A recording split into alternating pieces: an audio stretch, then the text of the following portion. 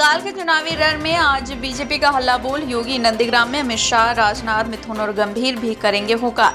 महाराष्ट्र के नांदेड़ और बीड में कोरोना के बढ़ते मामले को देखते हुए 26 मार्च से 4 अप्रैल तक टोटल लॉकडाउन। दिल्ली सरकार ने सिनेमा हॉल, मेट्रो, मॉल जैसी जगहों पर सर्विलांस बढ़ाने को कहा। 18 राज्यों में मिले कोरोना के डबल म्यूटेंट वेरिएंट के सबूत, बेकाबू हो सकते हैं केस। निकिता तोमर केस में तौसीफ और रेहान दोषी करार, शुक्रवार को सजा पर होगी चर्चा। हरिद्वार कुंभ में आने वाले सभी लोगों को RT-PCR टेस्ट की नेगेटिव रिपोर्ट दिखाना अब अनिवार्य, उत्तराखंड हाईकोर्ट ने कहा। मनसुख हिरेन केस में महाराष्ट्र ATS को झटका, NIA करेगी जांच, ED पहुंचे किरीट सोमैया। फेक न्यूज, हिंसा भड़काने वाले ट्वीट पर एक्शन लेगा ट्विटर। विधानसभा चुनाव के मद्देनजर नीतियों को किया अपडेट। बंगाल के PM शेख हसीना को मारने की कोशिश के साजिश के आरोप में 14 को सजाए मौत। और आज यानी गुरुवार को हो सकता है संसद के मौजूदा बजट सत्र का समापन।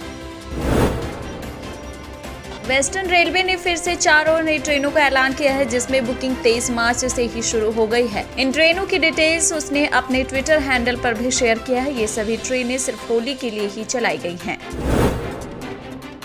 महाराष्ट्र के वीड में कोरोना के बढ़ते मामलों को देखते हुए 26 मार्च से 4 अप्रैल तक टोटल लॉकडाउन लगा दिया गया है।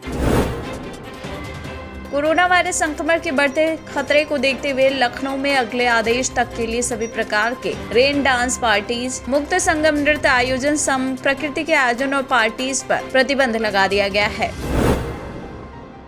मध्य प्रदेश के बढ़ते कोरोना केसों के बीच राज्य में लॉकडाउन लगाने की चर्चा तेज हो गई है। इस पूरे मामले पर मध्य प्रदेश के गृह मंत्री नरोत्तम मिश्रा ने कहा है कि कोरोना के बढ़ते मामले को देखते हुए राज्य की सरकार ने इंदौर, भोपाल सहित कुछ जिलों में रविवार को लॉकडाउन लगाने पर विचार कर रही है।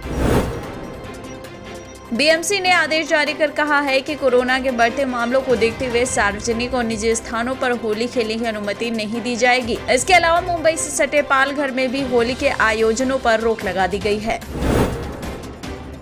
सरकार ने फैसला किया है कि अब देश में 30 अप्रैल तक न कोई कमर्शियल इंटरनेशनल फ्लाइट भारत से बाहर जाएगी और न ही देशों में आएगी, लेकिन इस दौरान वंदे भारत मिशन के तहत जारी विशेष उड़ानें पहले ही की तरह जारी रहेंगी। सरकार के दिशा निर्देशों के मुताबिक अब राज्यों और केंद्र शासित प्रदेशों में 3T यानी टेस्ट, ट्रैक, ट्रीट प्रोटोकॉल अपनाया जाएगा। साथ ही टेस्ट की संख्या को बढ़ाकर 70% किया जाएगा। दिल्ली सरकार ने अब cinema hall, mall, metro station और धार्मिक स्थलों को सुपर स्प्रेडर बताया है। ऐसे में अब सरकार ने जिलाधीशों को इन जगहों पर सख्ती के साथ कोविड गाइडलाइंस का पालन कराने को कहा है। सुप्रीम कोर्ट ने मुंबई के पूर्व पुलिस कमिश्नर परमबीर सिंह की याचिका पर सुनवाई करने से इनकार कर दिया और उन्हें हाई कोर्ट जाने को कहा है। महाराष्ट्र से गुजरात आने वाले तमाम यात्रियों के लिए अब RT-PCR टेस्ट जरूरी हो गया है। वहीं बता दें, महाराष्ट्र गुजरात बॉर्डर पर ही चेकिंग होगी। उत्तर प्रदेश में अब 60 साल के ऊपर के लोग, 10 साल से कम उम्र के बच्चों और कोमॉर्बिडिटी वाले लोगों को त्योहार के दौरान घर के अंदर रहने की ही सलाह दी गई है। साथ ही कहा गया है कि दूसरे राज्यों से आने वाले व्यक्तियों को कोविड परीक्षण से गुजरना होगा। दिल्ली डिजास्टर मैनेजमेंट अथॉरिटी ने आदेश दिया है कि होली, शब-ए बारात और नवरात्रि जैसे आगामी त्योहारों के दौरान राजधानी दिल्ली में सार्वजनिक रूप से समारोह नहीं मनाए जाएंगे। बंगाल के काथी में PM नरेंद्र मोदी ने कहा कि 2 मई को बंगाल के विकास के बीच आ रही दीवारें टूट जाएंगी। राजस्थान, महाराष्ट्र, केरल, झारखंड और पंजाब को मिलाकर देश के 8 राज्यों में CBI की एंट्री को बैन कर दिया गया है। पश्चिम बंगाल में विधानसभा चुनाव के पहले राजनीतिक हिंसा बढ़ती जा रही है। कूच बिहार लोकसभा क्षेत्र के दिनहाटा के मंडल अध्यक्ष अमित सरकार का फंदे से लटकता हुआ शव पार्टी कार्यालय के पास बरामद हुआ। वहीं बीजेपी कार्यकर्ताओं ने TMC पर आरोप लगाया और कहा कि ये एक पूर्व नियोजित हत्या है।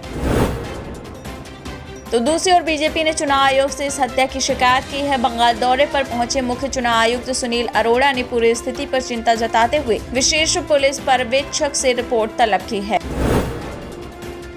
तो वही बीजेपी के महासचिव कैलाश विजयवर्गीय ने ट्वीट किया और कहा कि दीदी का खेला शुरू, ममता राज की राजनीतिक हिंसा का भी अंत नहीं हुआ है। 1 अप्रैल से जारी होने वाले इलेक्टोरल बॉन्ड मामले की सुप्रीम कोर्ट में सुनवाई हुई। कोर्ट ने अपना फैसला सुरक्षित रखा, लेकिन ये जरूर कहा कि इसका गलत इस्तेमाल संभव है। निर्वाचन आयोग आरक्षण को लेकर अंतिम सूची आने के बाद 27 से 28 मार्च के बीच पंचायत चुनाव की अधिसूचना जारी कर सकता है। ऐसे में संभावना है कि यूपी बोर्ड की परीक्षाएं सीबीएसई के साथ ही कराई जाएं। उत्तर प्रदेश में अब 21 वर्ष से कम आयु के व्यक्ति को अब शराब नहीं बेची जा सकेगी। इसके लिए सरकार ने गाइडलाइन तय कर दी है। जेपी नड्डा ने कांग्रेस के परिवारवाद पर निशाना साधा और राहुल गांधी और प्रियंका गांधी पर तंज कसते हुए कहा कि ऐसा तब होता है जब पार्टी बच्चों के हाथ में सौंप दी जाए।